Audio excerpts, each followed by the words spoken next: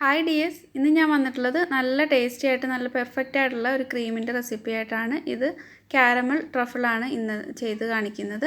നല്ല ടേസ്റ്റാണ്. അതുപോലെ നമുക്ക് പെർഫെക്റ്റ് ആയിട്ട് ഫ്ലവറൊക്കെ ചെയ്യാനും എല്ലാം ഉപയോഗിക്കാം. അതുപോലെ കേക്കിലേക്ക് ഫില്ലിങ്ങിനും കേക്ക് മൊത്തത്തിൽ ഡെക്കറേറ്റ് ചെയ്യാൻ വേണ്ടിയിട്ട്, ഐസിങ് ചെയ്യാൻ വേണ്ടിയിട്ട് ഉപയോഗിക്കാം. പിന്നെ പെട്ടെന്നൊന്നും മെൽറ്റായി പോവുകയൊന്നുമില്ല. ഫ്ലവറൊക്കെ ചെയ്യുമ്പോൾ തന്നെ നല്ല സ്റ്റിഫായിട്ട് തന്നെ നമുക്ക് ചെയ്തെടുക്കാനും പറ്റും.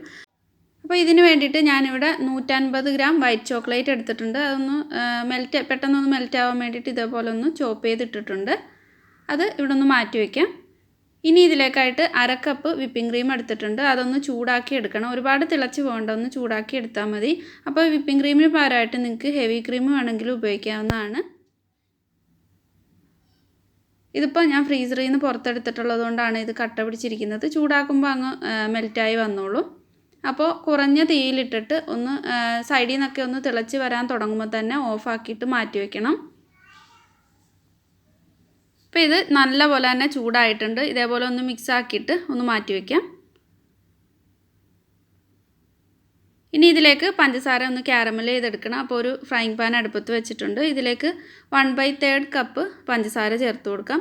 ഈ ഒരളവിൽ ചെയ്ത് കഴിഞ്ഞാൽ നല്ല പെർഫെക്റ്റ് ആയിട്ട് തന്നെ ചെയ്തെടുക്കാനും പറ്റും. ഒരുപാട് അങ്ങ് ഓവർ മധുരം ആവുകയില്ല. നല്ലൊരു ടേസ്റ്റിൽ നമുക്ക് ചെയ്തെടുക്കാൻ പറ്റും.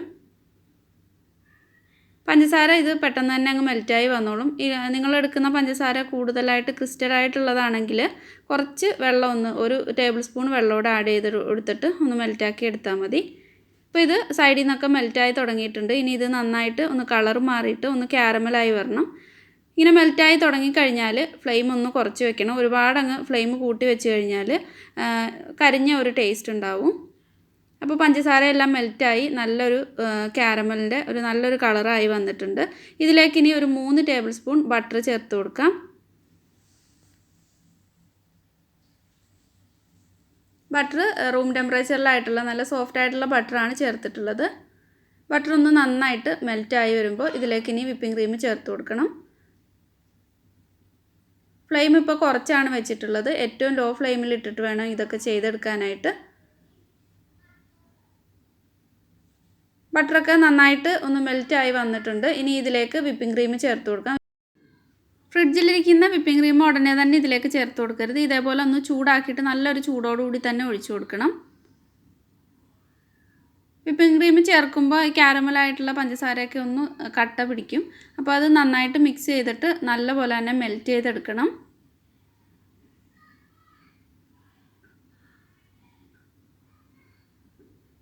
ഇത് നല്ലപോലെ തന്നെ മിക്സ് ചെയ്ത് കൊടുത്തിട്ട് ഇത് ഫുള്ള് ഒന്ന് മെൽറ്റായിട്ട് വരണം. ഇത് തിളച്ചിട്ട് കട്ടകളൊക്കെ ഒന്ന് മാറിയിട്ട് കിട്ടണം. അതുവരെ ഇതൊന്ന് മിക്സ് ചെയ്ത് കൊടുക്കാം. ലോ ഫ്ലെയിമിൽ ഇട്ടിട്ട് ഇതുപോലെ നല്ലപോലെ മിക്സ് ചെയ്ത് കൊടുത്താൽ മതി. ഇപ്പോൾ ഇതേപോലെ വന്നിട്ടുണ്ട്. കട്ടകളെല്ലാം ഒരുവിധം ഒന്ന് ഉടഞ്ഞ് എല്ലാം ഒന്ന് മാറിയിട്ടുണ്ട്. ഇനി ഇത് നേരത്തെ നമ്മൾ എടുത്തു വെച്ചിട്ടുള്ള ആ ചോക്ലേറ്റിലേക്ക് ഈ ചൂടോടെ തന്നെ ഒഴിച്ചു കൊടുക്കുക. അപ്പോൾ ചോക്ലേറ്റ് നന്നായിട്ട് അങ്ങ് മെൽറ്റായിട്ട് വരും. കാരമൽ നമ്മൾ നല്ല ചൂടോടെ ഒഴിക്കുന്നത് കൊണ്ട് ചോക്ലേറ്റ് നല്ലപോലെ അങ്ങ് മെൽറ്റായി കിട്ടിക്കോളും. അല്ലെങ്കിൽ നിങ്ങൾ ഈ പാനിലേക്ക് തന്നെ ഫ്ലെയിം ഓഫ് ചെയ്തിട്ട് ചോക്ലേറ്റ് കൂടെ ഇട്ട് കൊടുത്തിട്ട് നന്നായിട്ട് മിക്സ് ചെയ്തെടുത്താലും മതി.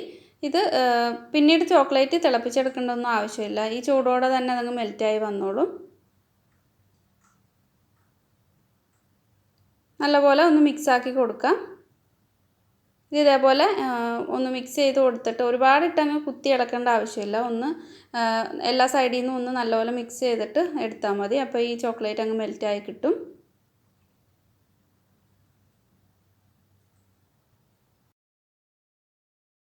കേക്കിൻ്റെ സൈഡിലൂടെ ഡ്രിപ്പ് ചെയ്യാനോ അല്ലെങ്കിൽ ഫില്ലിങ്ങിനായിട്ട് കൊടുക്കാനൊക്കെ ആണെങ്കിൽ ഇത് ഒന്ന് തണുത്ത് കഴിയുമ്പോൾ, ചൂടൊന്ന് പൊക്കി കഴിയുമ്പോൾ അതിലേക്ക് ഒഴിച്ചു കൊടുക്കാവുന്നതാണ്. ഫ്രിഡ്ജിൽ വെച്ചിട്ട് തണുപ്പിക്കേണ്ട ആവശ്യമില്ല. പിന്നെ നമ്മൾ കേക്കിലേക്ക് ഐസിങ് ചെയ്യാനാണ് യൂസ് ചെയ്യുന്നതെങ്കിൽ ഫ്രിഡ്ജിൽ വെച്ച് തണുപ്പിച്ചിട്ട് എടുക്കണം. അപ്പോൾ ഇത് ചോക്ലേറ്റ് എല്ലാം മെൽറ്റായി നല്ല പോലെ വന്നിട്ടുണ്ട്. ഇനി ഇത് അരമണിക്കൂർ ഫ്രിഡ്ജിൽ വെച്ചിട്ട് ഒന്ന് തണുപ്പിച്ചെടുക്കണം. അപ്പോൾ ഒന്നുകൂടി ഒന്ന് തിക്കായിട്ട് വരും. അത് കഴിഞ്ഞിട്ട് ഒന്ന് ബീറ്റ് ചെയ്തെടുത്ത് കഴിഞ്ഞാൽ നല്ല ക്രീമി ആയിട്ട് നമ്മൾ ഫ്ലവറൊക്കെ ചെയ്യുന്ന രീതിയിൽ നമ്മൾ വിപ്പിംഗ് ക്രീമോ അല്ലെങ്കിൽ ബട്ടർ ക്രീമോ ഒക്കെ ചെയ്തെടുക്കുന്ന പോലെ തന്നെ കിട്ടും. ഇതേപോലെ നല്ല സ്മൂത്തായിട്ടാണ് വേണ്ടത്. ഒരു ബൗളിലേക്ക് ഒഴിച്ചു കൊടുക്കാം. ചൂട് പൊക്കി കഴിയുമ്പോഴാണ് ഫ്രിഡ്ജിലേക്ക് വെച്ചിട്ട് തണുപ്പിച്ചെടുക്കേണ്ടത്. ഒരു അരമണിക്കൂർ ഫ്രിഡ്ജിൽ വയ്ക്കാം. ഇപ്പോൾ ഫ്രിഡ്ജിൽ വെച്ചിട്ട് തണുപ്പിച്ചെടുത്തിട്ടുണ്ട്. നന്നായിട്ട് തന്നെ തിക്കായി വന്നിട്ടുണ്ട്. കേക്കിന് ലെയർ ചെയ്യാൻ വേണ്ടിയിട്ട് ഈ രീതിയിൽ തന്നെ യൂസ് ചെയ്യാവുന്നതാണ്. ഫ്രിഡ്ജിൽ വെച്ച് കുറച്ചും കൂടെ തണുപ്പിച്ച് കഴിഞ്ഞാൽ കുറച്ചും കൂടെ തിക്കായിട്ട് വരും. അപ്പോൾ നിങ്ങൾക്ക് ഫ്രിഡ്ജിൽ ഇപ്പോൾ കേക്കിൻ്റെ ലെയറിലൊക്കെ കൊടുക്കാവുന്നതാണ്.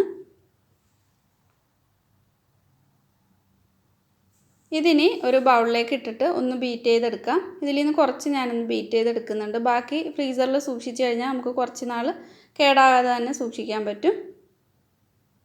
നമ്മളിത് ബീറ്റ് ചെയ്തെടുക്കുമ്പോൾ ആ കളറൊക്കെ ഒന്ന് ചേഞ്ച് ആയിട്ട് നല്ല ക്രീമി ആയിട്ട് വരും. നല്ല സ്മൂത്ത് ആയിട്ടുള്ള ഒരു ക്രീമാണിത്. കാരമലിൻ്റെ നല്ല അടിപൊളി ടേസ്റ്റാണ്. നമ്മൾ ടോഫി അതുപോലെ ആൽപ്പലീബയൊക്കെ കഴിക്കുമ്പോൾ ഉള്ള ആ ഒരു ടേസ്റ്റ് പോലൊക്കെയാണ് ഈ ഒരു ഗനാഷിൻ്റെ ടേസ്റ്റ്. ഹൈ സ്പീഡിലിട്ടിട്ട് നന്നായിട്ട് ഒന്ന് ബീറ്റ് ചെയ്തെടുക്കാം. അപ്പോൾ നിങ്ങൾക്കൊരു കേക്കിലേക്ക് ചെയ്യാനാണെങ്കിൽ ഇത് ഇരട്ടിയാക്കിയിട്ട് എടുത്താൽ മതി. അപ്പോൾ ഒരു കേക്കിലേക്ക് ചെയ്യാനായിട്ടുണ്ടാവും. എല്ലാ അളവുകളും ഇപ്പം ഞാനിവിടെ 150 ഗ്രാം ചോക്ലേറ്റാണ് എടുത്തിട്ടുള്ളത്. അതൊരു 300 ഗ്രാമൊക്കെ എടുത്തു കഴിഞ്ഞാൽ ഒരു കേക്കിലേക്ക് ചെയ്തെടുക്കാൻ കാണും. സൈഡിൽ നിന്നൊക്കെ ഒന്ന് സ്ക്രാപ്പ് ചെയ്തിട്ടിട്ട് വീണ്ടും നന്നായിട്ടൊന്ന് ബീറ്റ് ചെയ്തെടുക്കുന്നുണ്ട്.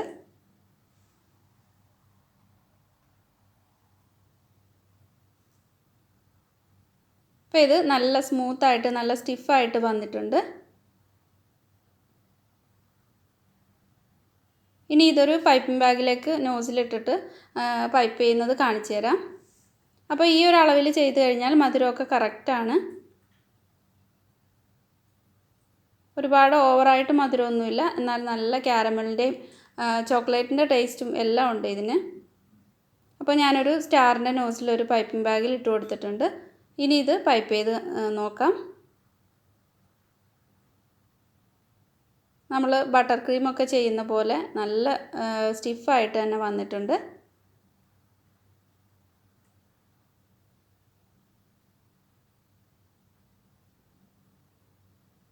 ഈ ഒരു ക്രീം വെച്ചിട്ട് നമ്മൾ ഫ്ലവറൊക്കെ പൈപ്പ് ചെയ്തിട്ട് ഫ്രീസറിലോ അല്ലെങ്കിൽ ഫ്രിഡ്ജിൽ കുറച്ച് നേരം വെച്ച് കഴിഞ്ഞാൽ നന്നായിട്ട് സെറ്റായിട്ട് വരും. അപ്പോൾ കയ്യിലൊട്ടി പിടിക്കാതെ നമുക്ക് കേക്കിലേക്കൊക്കെ ഡെക്കറേറ്റ് ചെയ്യാൻ വേണ്ടിയിട്ടും യൂസ് ചെയ്യാം. ഇത് ഞാൻ R11 എന്നുള്ള നോസിലാണ് ഇട്ടിട്ടുള്ളത്. നമ്മൾ റോസൊക്കെ പൈപ്പ് ചെയ്യുന്ന ആ ഒരു നോസിൽ അത് വെച്ചിട്ട് ഒരു ഫ്ലവർ ചെയ്ത് കാണിക്കുന്നുണ്ട്. ഇതിൻ്റെ സൈഡിലൊക്കെ ഇതേപോലെ ഒരു ഷാർപ്പായിട്ടുള്ളൊരു കത്തി എന്തെങ്കിലും വെച്ചിട്ട് ഇങ്ങനെ ഒന്ന് ചെയ്ത് കൊടുത്തു കഴിഞ്ഞാൽ നല്ല ഭംഗിയിലൊരു ഫ്ലവർ ചെയ്തെടുക്കാൻ പറ്റും.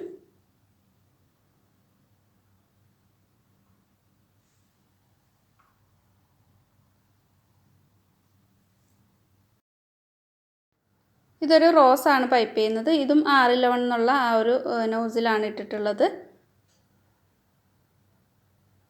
ഇതേപോലെ പൈപ്പ് ചെയ്ത് കൊടുക്കാം. മെൽറ്റ് ആകാതെ തന്നെ ഇരിക്കും. നമ്മൾ വിപ്പിംഗ് ക്രീമൊക്കെ ചെയ്യുമ്പോൾ കുറച്ച് നേരം കയ്യിലൊക്കെ പിടിച്ച് കഴിയുമ്പോൾ കൈയുടെ ചൂടുകൊണ്ട് അത് മെൽറ്റായിട്ട് വരും.